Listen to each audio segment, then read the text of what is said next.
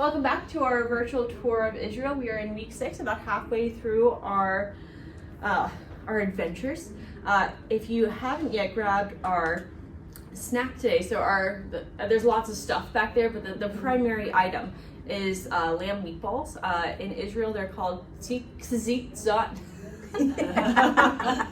There are three nouns. Oh my gosh. Consonants. There are 3 consonants at the beginning of the words. I was like, I can't. Why? No, I can't do that. So it's ground lamb, and you mix in some ground beef as well. And common ingredients in these are cumin, cinnamon, parsley, mint, often pan-fried and simmered in a tomato harissa sauce, served alongside tahini. These are not, so you can enjoy them in their pure essence alongside some some hummus and some baba ganoush and some tzatziki, which, by the way, you would never see in Israel. Why not? Because you cannot boil a goat in its mother's milk, and tzatziki has milk. Yes, and so they wouldn't serve those side by side. They would not serve those side by side. Yeah, I heard about that. Last, we did have some last night, and my dad was like, because I said, "Oh, have some spoiled daddy," and he looked at me like, "What?" And I was like, "The baba ganoush. That's what it means." And he's like, "Does it?" I'm like, "Yes, it does. Yes, it does. That's what it means." So today we are visiting some fun sites, a couple of sort of general locations and some specific cities. Jericho is going to be the first one that we hit up, but before we do that, let me just show you our map. So we are traveling down from Beit Shean, which is the last site that we visited up in the north, and we are heading back toward the southern half of the state, hitting up the Dead Sea, and for the next several weeks we'll be sort of continuing to head down, and then we'll circle back up to Jerusalem, again completing our tour around. And so like I said, first stop is going to be Jericho. If I say Jericho, you may, like me, think of a certain VeggieTales episode, and so you may actually have French peas with slushies in your head whenever you think of Jericho and the big wall, right? And so this is honestly why I think I'm prejudiced against the French. It's because of the French peas, but now what's the major feature of the story of Jericho? What's the sort of the big thing that happens there? They have the wall, right? And then they have to march around, and then the walls fall down.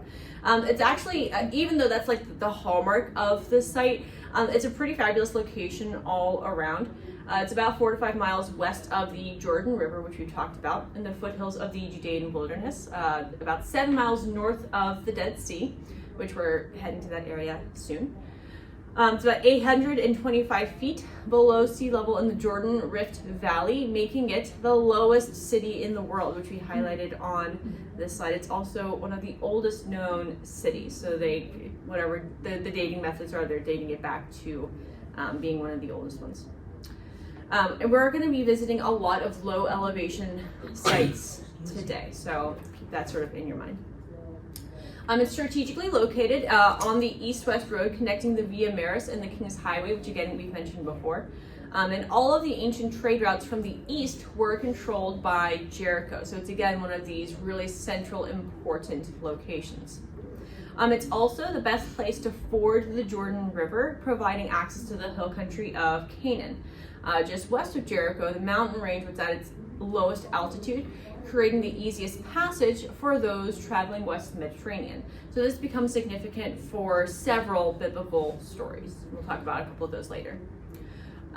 It's filled with orchards, even though it receives less than 2 inches of rainfall per year. You're like, wait, how does that work? Remember, thinking about water is very important for this region. These plains are actually fed by natural freshwater springs, and so the springs are what enable the region to be fertile. As I mentioned, because it's one of those oldest known cities, but it was continuously inhabited because of these springs. For over 8,000 years, it's literally an oasis in the desert. And it was the first walled city, as we mentioned, conquered by the Israelites after crossing the Jordan. And it was rebuilt by King Ahab in the 9th century, early 9th century BC. And probably Elijah and Elisha would have visited it frequently. I'm going to advance the slide here. In 35 BC, as we start thinking about some of the other historical elements here, Herod the Great, our old friend, began building a fabulous winter palace. It's about a mile south of the Old Testament Jericho. So whenever you're talking about Jericho, there's two sites. There's the Old Testament Jericho, and then again a mile away there's New Testament Jericho. At the New Testament site, the Wadi Kelt emerges from the wilderness of Judea, and Herod built this magnificent Roman-style city with gardens, pools, villas, a palace, a hippodrome. You're like, wow, like he just couldn't stop. He was like, I have to build things.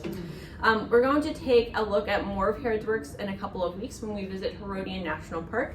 But we just wanted to highlight once more Herod's terrible legacy. He actually, it's believed, died at this winter palace, but before he died, he had Jewish leaders killed throughout Judea and stored in his hippodrome, and with orders that they be killed whenever he died, so that people would mourn at his death, not for his death, but just so that there would be mourning at his death. Right? You're like, how twisted and evil do you have to be? What a jerk! However, fortunately, this order was ignored by his sister Salome, who instead used the incident to win the loyalty of the people. So nice little jujitsu move right there. Ruins of this palace straddles the stream bed with a connecting bridge, and interestingly, flash floods through the canyon have destroyed much of Herod's engineering feat. So once again, we see Herod, the so-called Great's legacy, being destroyed one day at a time. Traditionally, actually I'm going to briefly go back to our map. You'll notice that on this map there is Qasr al-Yahud, which is this right here, marking on the Jordan River. That's what we mentioned the other week as being the site where it is believed that Jesus was baptized. Who knows? It's a spot on the river, so we didn't want to spend any additional time on it, but it's right next to this area here, so we wanted to just highlight it briefly. But so after he was baptized, he then went into the Judean mountains to be tempted. That's from Matthew 3. And these mountains are just a couple of miles outside the city of Jericho proper. So it's like the city, and then right outside are these mountains. And so in the late 1800s, the Greek Orthodox Church built a monastery halfway up the mountain called the Monastery of the Temptation. Very cleverly named because this is where they believe Jesus was tempted. So, again, getting creative with the naming here. It's also known as Mount Quarantania. And there's another name too. I'm like, we will only try one of these names today. But the names arise from a mispronunciation of the Latin word quarantina, which means 40, the number of days in Jesus' fast whenever he was in the wilderness. And this period of fasting became the model for the practice of Lent in Christian churches. So whenever you think about that's sort of where, and I mean, obviously it's not modeled after theirs, it's modeled after Jesus, but this is sort of how the practice arose. Tradition suggests that at least 2 of Jesus' temptations occurred precisely at this location. The temptation to turn a stone into bread, they say, is located in a grotto that's halfway up the mountain.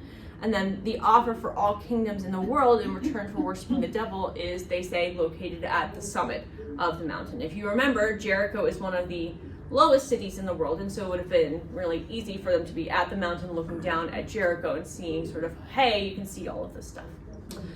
Today, the city is totally Arab under Palestinian self-rule with a population of about 10,000, and about another 4,000 people live in refugee camps in nearby villages. Thinking a little bit about archaeological significance here. This Old Testament tell, remember, the tell is a bunch of stacks of ruins, and there's over 23 cities built on top of each other. For comparison's sake, just to sort of help center us, remember Megiddo had between 26 to 30 layers of destroyed cities. So it's not quite as devastating as a site, but still a pretty popular location. Remember, we talked about how it's one of those central locations located on the Via Maris, and so controlling trade from the east. And so no matter how many times the city was destroyed, the next group who comes in is still going to be like, you know what would be a great place to build a city, y'all? How about right here on top of these other 22 city layers?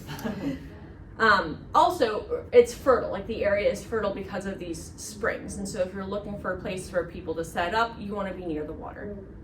And so remains of this oldest walled city and an impressive stone tower are visible. This tower, as far as they know, is the oldest man-made structure ever found. So here at Jericho.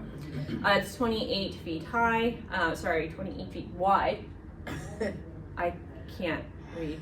25 feet high, close dimensions. And then it's attached to a 7.5 foot thick, feet wide. 7.5 feet. This way. 7.5 feet. I'm like, I can't. It's this way. Interestingly, it was probably more likely for grain storage rather than a guard tower. And you're like, why did you spend so much time on the width? Like, why? Why bother? I don't know. Also here, they discovered a section of wall which goes around the entire, the whole section.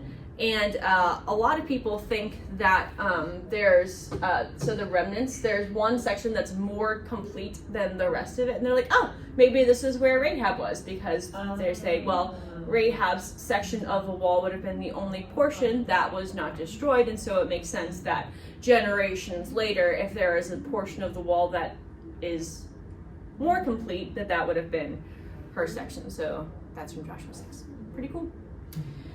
Let's keep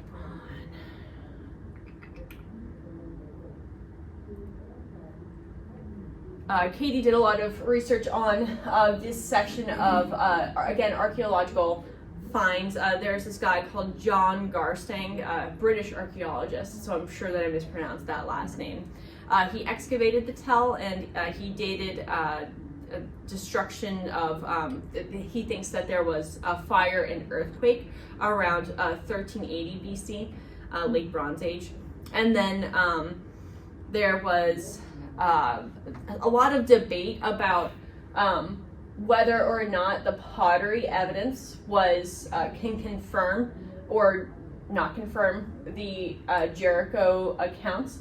And it's interesting because as you read through, sometimes it can be concerning whenever you read people's archaeological finds and they'll say, oh, well, this disproves the Bible. But whenever you actually read past the headline and look at the details do actually show evidence of Jericho being inhabited, and everything does line up. It's just how they're skewing the evidence, which is always, I tell like my students whenever I'm teaching writing, even something like statistics, you think that statistics is something that's, oh, it's just the numbers.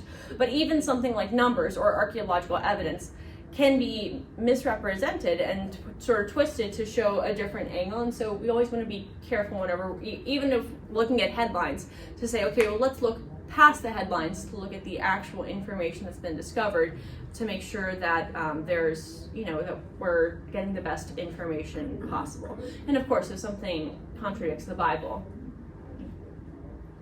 let's be real, even whenever there's not additional information in the article, every time there has been a contradiction, a couple of years later, you're like, oh no, that article was wrong and now they've discovered it. So the Bible, no surprise, always wins out. If you're interested in more information on the debate behind all of the pottery, there is a really interesting lecture that Katie found, which I will include in the video. We're not playing it today. Let's talk about the biblical significance of Jericho, just some highlights there. So as we talked about, that mountain range was just outside, and so Moses is most likely on the spot whenever he's looking down. Scripture does say that he looked very specifically into the valley of Jericho, so this is where he is like, hello, it's there, but he wasn't allowed to enter into the land. As we described, Joshua 2-6 is the whole story of Rahab and Joshua and the spies and the wall and the trumpets, and so that's all up in there. We have some additional mentions. Eglon the Moabite is described as ruling the city of palms. That's what Jericho means, city of palms, and so that's this location. He was defeated, as we learned about a few weeks ago, defeated by Ehud. Second Kings describes Elijah and Elisha's interactions with this location. Again, we mentioned that this probably would have been a location that they visited frequently. But Elijah specifically is described as having a company of prophets from Jericho, and Elisha cured bitter waters here, made the land productive. We also have, again, those New Testament sites of Jericho, so Jesus' temptation. And then we have some additional interactions here. Blind Bartimaeus, this story is located here at Jericho. We've mentioned before that the story of the Good Samaritan, there's a lot of possible locations for the site. This is another one because it's, again, that road where people would have been traveling through. We've got that valley, and so anytime you have the valley and you have the mountains on the sides, that's a great opportunity for thieves to camp out and then ambush you. Valleys are kind of scary places sometimes, so just pin that. Zacchaeus' house is at Jericho. Parable of the Talents is also described as being told at this location, and Jesus heads through Jericho on his final trip to Jerusalem. Cool stuff at Jericho, pretty bigger than just the wall, right? But still a lot. The wall's pretty cool too. Our next site is Qumran. How many of you have heard of Qumran before? This is where the Dead Sea Scrolls were discovered. Heard of the Dead Sea Scrolls? Maybe not Qumran, but you've heard of the Dead Sea Scrolls, right? So this site is 25 miles southeast of Jerusalem on the northwestern shore of the Dead Sea. During the Iron Age, this site was a fortress, but it was abandoned until the Essenes occupied it. Heard of the Essenes? If you've been in our Mark study, a couple of people have mentioned the Essenes. If you were in our Chosen study, you've heard of the Essenes as well.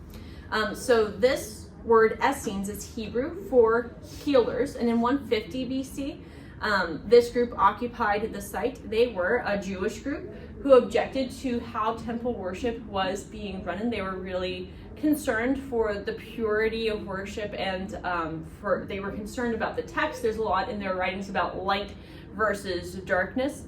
Some people believe that John and his father Zechariah. Zacchaeus was a wee little man. Zechariah was, he went to pick fights with angels. That's what he went to do. So Zechariah was a member potentially of the Essenes because he was an offshoot of the priest, but he was a good priest. He wasn't part of the Sadducean class that had perverted temple worship. So that's a theory. Who knows? So this group, the Essenes, set up their own community at Qumran. It was very strict. They practiced asceticism and were dedicated to the text. They spent a lot of time to praising God, reading scripture. People were received into the sect by baptism. They practiced communal living, sharing meals and possessions, and they generally avoided outside contact. So whenever you think about the historical background tradition of monkness, so the Essenes sort of kicked off that tradition in the Christian-esque community. Again, it started off with just Jewish, but that's sort of where the roots can start to trace back to. The community was destroyed by the Romans in 68 to 69 AD whenever they were on their quest to sort of carry out some destruction. But before the community was destroyed, they hid over 500 manuscripts written in Aramaic, Hebrew, and Greek, and at least 11 different cliff caves adjacent to the community. These manuscripts were written on parchment scrolls stored in clay pots. There's a legend that, it's not a legend, it's the story is that there were these two Bedouin boys who were playing out and they were throwing rocks. And the one threw a rock and he heard shattering and he was like, that's not normal. And so they climbed up and discovered this great treasure trove of manuscripts. Portions of every book of the Old Testament have been found in this collection with the exception of Esther. These manuscripts are the oldest copies of the Bible that we have today, predating the earliest known manuscripts by over 1,000 years. They're important because they affirm the accuracy of the newer manuscripts. So people frequently talk about, well, how can you trust the Bible? How do you know that it wasn't just invented in 25 BC or whatever?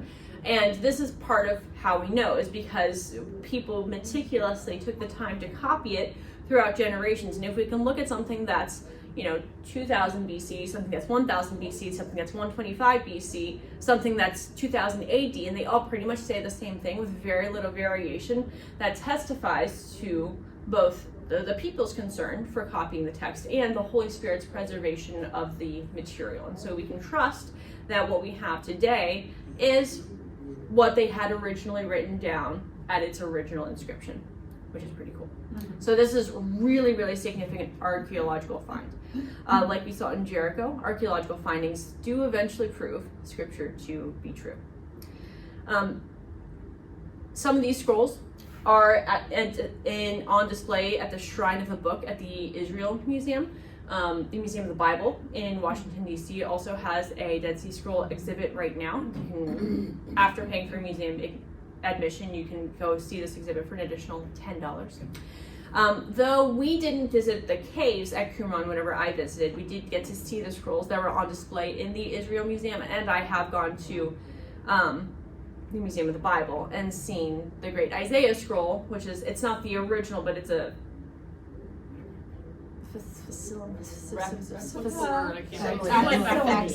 facsimile. Right, but that doesn't make sense for it to be pronounced like that. But yes, that's the word.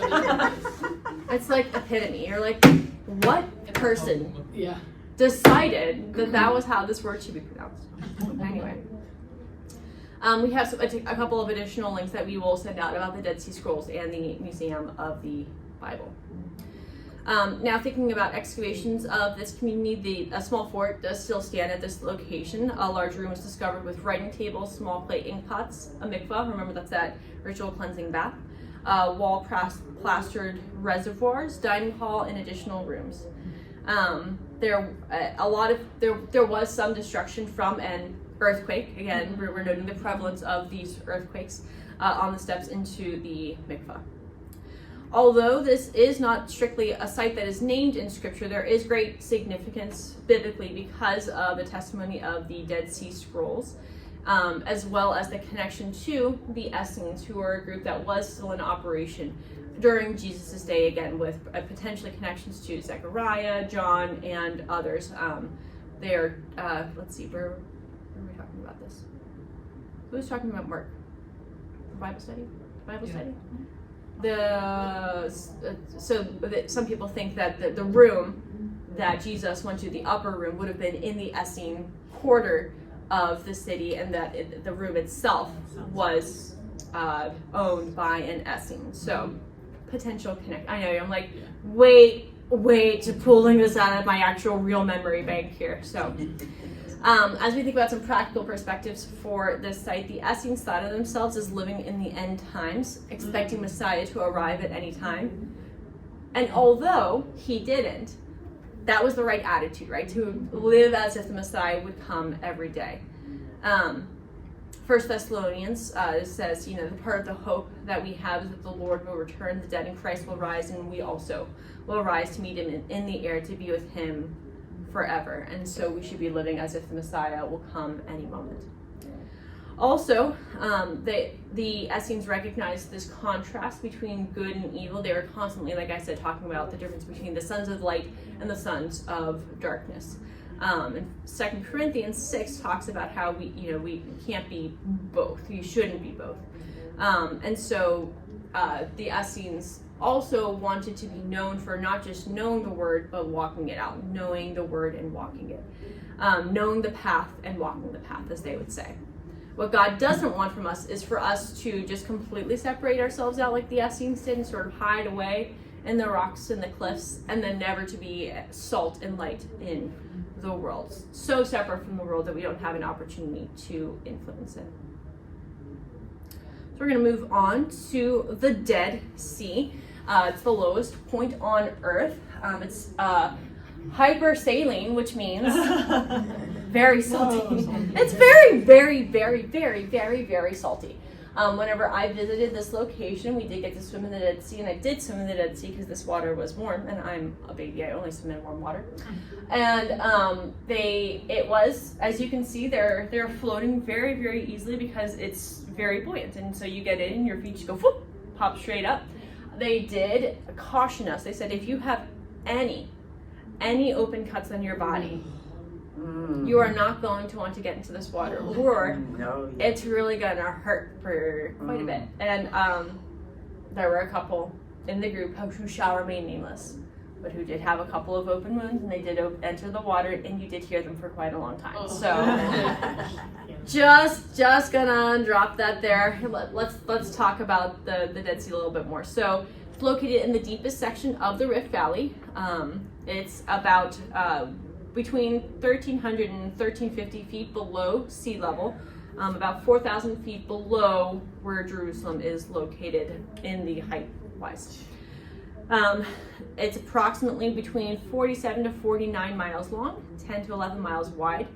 The southern third is actually really shallow, only about 20 to 30 feet deep, but the northern 2/3 are really deep, so between 1,200 to 1,300 feet deep, which means that's a section that I wouldn't want to go in because I'm scared of deep water as well. I'm like, I'm afraid of cold water, I'm afraid of deep water. I'm just gonna You'd float up to the top, right?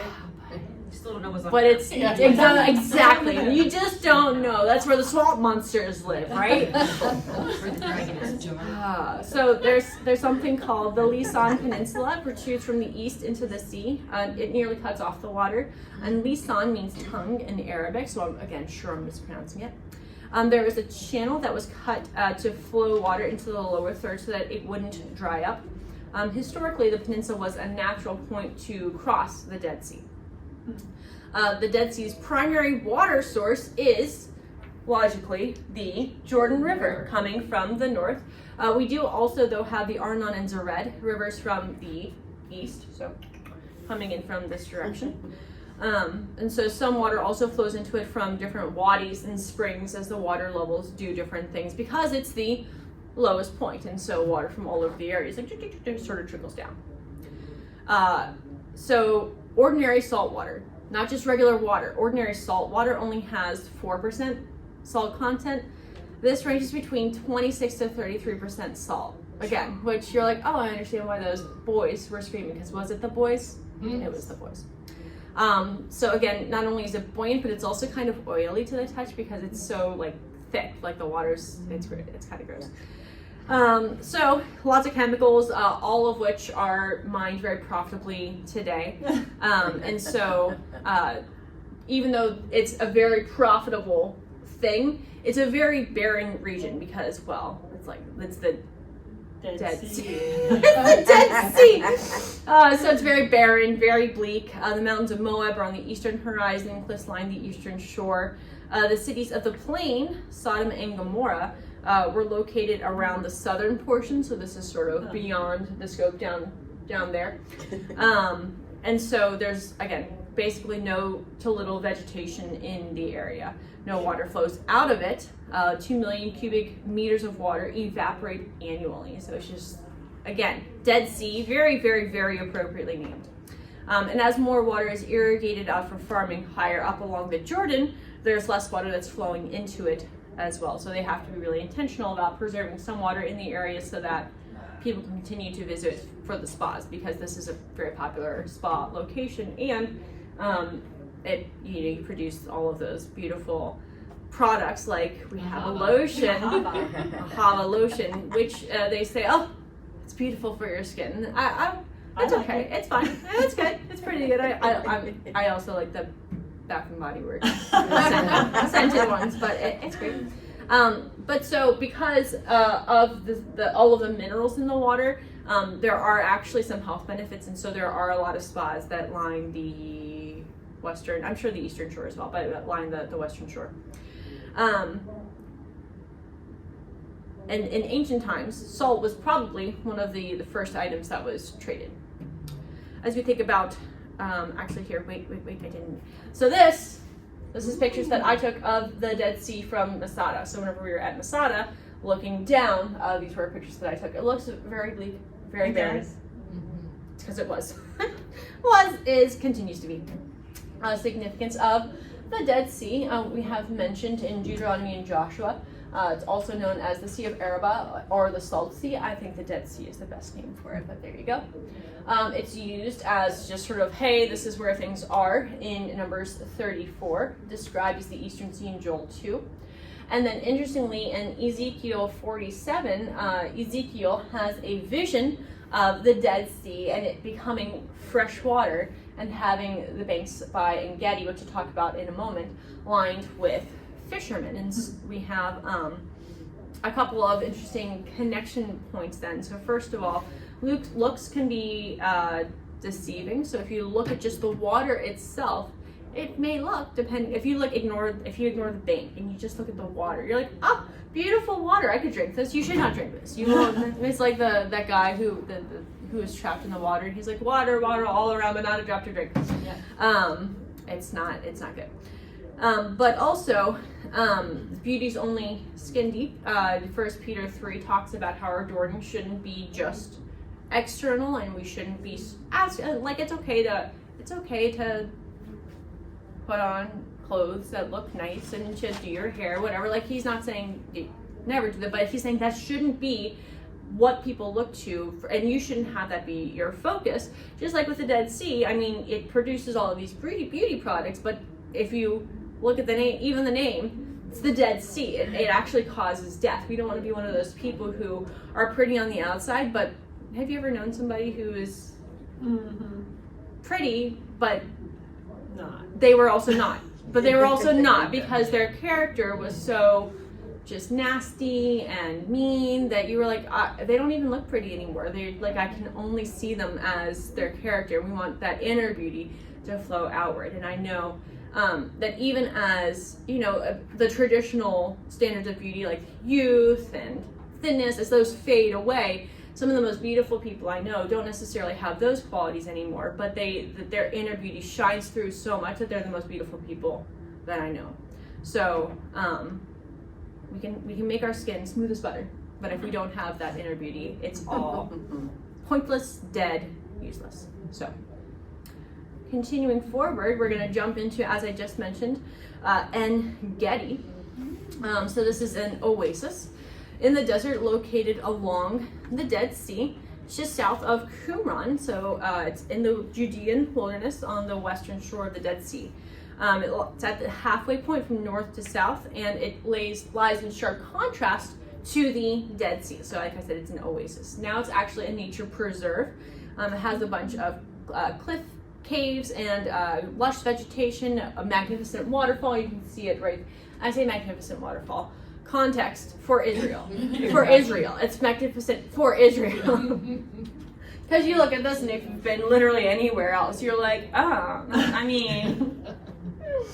it's fine. There's also, again, things like conies, leopards, ibex. I didn't see any of these things when we were walking around. Whatever, it's fine. I'm not envious, whatever. In the 4th century, Eusebius, who we've mentioned before, one of those historians, wrote of a large Jewish population living here. And as we talked about, water is life. But if you're wandering through these crevices, remember you don't know what's just around the corner. In the picture on your left, yes. I said left and then I started to turn around and I was like, but my left hand's on this side. You don't know what's around the corner. So this, the guy who took this trip, the caption on this picture is literally that, what's around the corner? And they're like, oh, who knows? And it's the oasis, it's the water. But you don't know that that's right around the corner because it looks just like, oh, who knows? It's just like this little maze. And again, as we think about how God leads us through times in our life, sometimes we talk about God leading us through the desert, and you think, oh, well, it's just a dry time. But if you think about this kind of desert where you're like, it's like a maze, and it's like you're taking these twisting turns and you just don't know what's around the corner. You have to trust God as your guide to be like, okay, you don't know what's around the corner, but I do. Trust me that I'm going to safely navigate you through all of these different twists and turns. And so, anyway, back to the site. In antiquity, En-Gedi had a reputation for fragrant medicinal plants, date palm groves, and vineyards. One archaeological article, journal thing, identifies En-Gedi as the place where balsam oil, which is named in Jeremiah 8:22, was produced. It's also mentioned in the Talmud. At this site as well, sort of in some of the cliff faces, are foundations of chalcolithic, I know that's not how you say it, and Canaanite temples are to pagan gods are located. There's also a Jewish synagogue dated from the 4th to 6th century, found in a field overlooking the Dead Sea. We don't have pictures of those, but what I do have pictures of, not my pictures, sorry, are pictures of a cliff and a flash flood. Now, I have gone to Utah. You're like, Utah's not Israel. So Utah, and we did this really fun expedition where we got to go through these cliff tunnel things. Yes, like the canyon. Thank you, canyoneering. My brain was like, not giving you that word. That word is no longer in your vocabulary. Cliff tunnel's what I got. So canyoneering. Thank you. So you guys do canyoneering in the canyons. Visually descriptive. And what they told you though, and so you were sort of like wading through, and it would range from like up, barely there to there was this one pretty deep section that Mom walked into because she didn't follow me. I was like, you should follow me, Mom, and she didn't, and then she almost drowned. Anyway, like just she's following me. Anyway, so but it, relatively shallow. But they told you, well, just know that if it rains, you're basically dead because the water piles up really fast. Because some sections of the canyon, like you can touch either side, and so the water levels rise, and then you get smashed into the canyon walls as you go through because the water's flowing so fast. And you can see in this picture just the ferocity of the water. And so similar situation here in Israel. Now, what's interesting is if you think about the parable of the houses, right? Where Jesus says, hey, everyone who hears these words of mine and does them will be like the wise man who built his house on the rock. The rain fell, the floods came, but that house didn't fall because it was built on the rock. But everyone who hears these words of mine and does not do them will be like the foolish man who built his house on the sand. And the rain fell and the floods came and the winds blew and beat against that house and it fell, and great was the fall of it. Now, traditionally, whenever I picture this story, I think about like a beach and then a couple of feet removed from the beach and there's like, the bank, which is possible. Like it does say the rains beat against the house. It doesn't say and then it was swept away by the canyon river water. But there's a lot of green sort of down here and there's not green up there, and so sometimes I think that it's interesting because if you're tempted to live down in the En-Gedi, but that's dangerous because the flash floods could come any moment, and often in life we're tempted to sort of hang out in the comfortable places, but God's calling us somewhere else. And it's cliche, but it's true. The safest place in the world is in the center of God's will, even though that center of God's will may be in a more rocky place. Whenever the floodwaters come, you'll be at the top of the cliff. Trusting Jesus is scary, but ultimately safer. Thinking about biblical significance here, part of the land allotted to Judah, it's one of David's hideouts whenever Saul was pursuing his life, and David spares Saul's life in one of the caves of En-Gedi. It's also known for its vineyards. In the Song of Solomon, it's not necessarily mentioning these vineyards, but it is popular for the vineyards, so it certainly could have been what was mentioned there. As we mentioned before, references the prophecy by Ezekiel. As well, some of the Psalms seem to be composed in this location. For example, Psalm 63 describes how whenever he's in the wilderness of Judah, so in at least that general region, and then he talks about fainting for you as in a dry and weary land where there is no water. And so again, sort of thinking about the significance of the location helps us to sort of get inside the mind of David as he's penning these words. And then just briefly, John 7 talks about how we ourselves then become those streams of living water. And as we think about, are we keeping these things to ourselves, or are we allowing the Lord's living water to flow out of us? We don't want to be nasty, dirty cistern water that's rank and gross. We want to be the living water that flows and produces life. One more site for you today. If you need to leave, you do what you need to. So Masada, a sad site. The name means stronghold because it is in fact a stronghold. It's archaeological site now, but it was once a ridiculous fortress. It's about 10 miles south of En-Gedi, on the southwestern shore of the Dead Sea, southwest, where the Lisan Peninsula divides it. The cliffs rise about 1,400 feet above the Dead Sea. Interestingly, so whenever you're actually at the top of the fortress, you're standing at sea level. So, right? I know, so you're like, oh, the contrast there. The plateau is completely cut off from surrounding mountains by deep gorges, and the plateau itself is about 4,250 feet in circumference. So it's pretty out there. All of our history about this site comes from Josephus Flavius. Josephus, you all know who Josephus is. Once again, our friend Herod the Great constructed a palace and fortress on top of this mountain in 36 BC. It was, again, really impressive, really secure stronghold. It took about 6 years to build. There's no evidence that Herod himself actually visited there. You're like, you spent all this time on this. Now, he could have visited. There's just nothing recorded that he visited it.